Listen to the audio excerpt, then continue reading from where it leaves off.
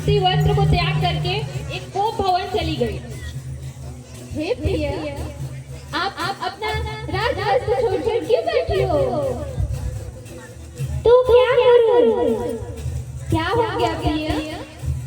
मेरे मन को भाने वाला मुझे 2 वर दो। जरूर प्रिय, आप बताइए।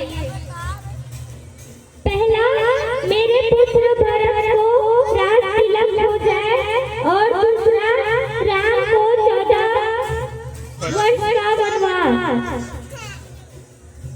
ठीक है प्रिय, आप जैसा कहें। कैकेयी के दोनों वचनों को सुनते ही राजा दशरथ का दिल टूट गया। वे ना चाहते हुए भी अपने पुत्र श्री राम को वनवास जाने के लिए कह देते हैं।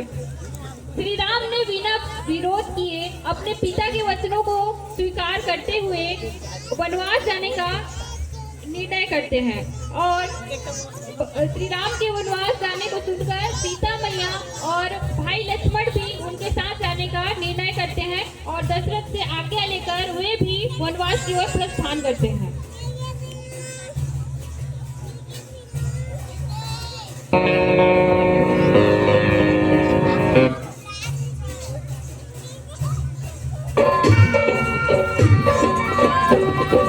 शक्ति प्रहार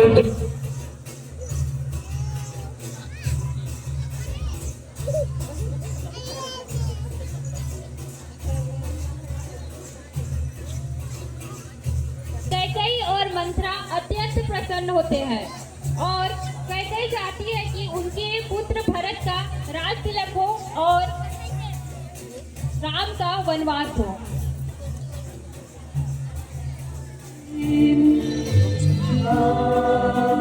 राम बिना दशरथ विकल, जैसे जल बिन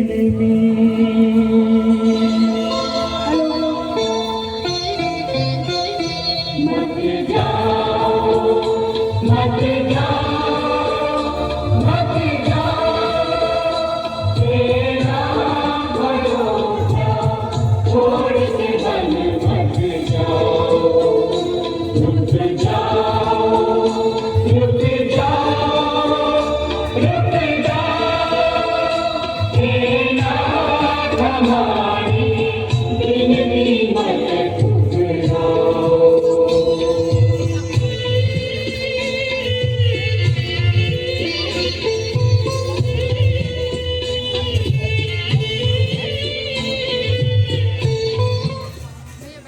भगवान राम लक्ष्मण और पत्नी सीता सहित वनवास की ओर प्रस्थान करते हैं और जाते जाते भगवान राम के वनवास को 13 वर्ष बीत चुके थे। अब वे वनवास के अंतिम वर्ष में थे। भगवान राम लक्ष्मण और सीता सहित गोदावरी नदी के निकट जा रहे थे। उस नदी के निकट माता सीता को एक जगह अत्यंत पसंद आती है। उस जगह का नाम पंचवटी था। श्री राम अपनी पत्नी की बातों को समझते हुए शेष वर्ष वहीं बिताने का निर्णय लेते हैं और वहां एक कुटिया बनाकर रहने लगते हैं।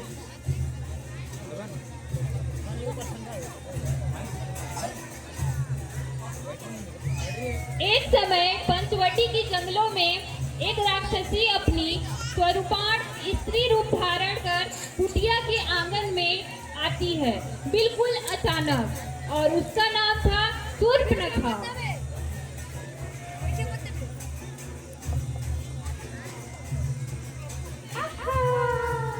कितना सुंदर राजकुमार है। हे राजकुमार, क्या तुम मुझसे विवाह करोगे? हे देवी सुनो, मेरी पत्नी सीता है और मैं उसके अलावा किसी पराई स्त्री को नहीं वरूंगा। हर हर हर हर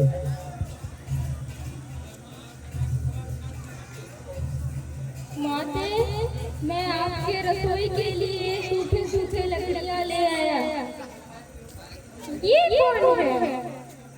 ये मेरा भाई है, अगर तुम चाहो तो अपने विवाह का प्रस्ताव मुझसे रख सकती हो। हे राजकुमार, क्या तुम मुझसे विवाह करोगे? हे देवी, मैं तो बस इनका दास हूँ।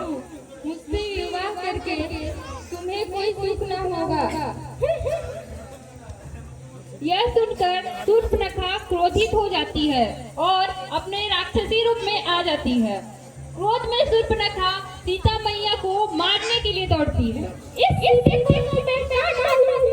तभी लक्ष्मण अपने धनुष से शूर्पणखा की नाक काट देते हैं।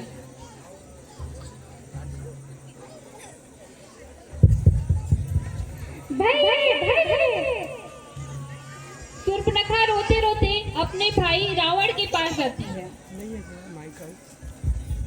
क्या हुआ शूर्पणखा? भैया, वन में 2 राजकुमार आए हैं जिन्होंने एक स्त्री के चलते मेरी ये हालत की। जो स्त्री लंका की महारानी बनने का लायक है। चलो मैं देखता हूँ। मारी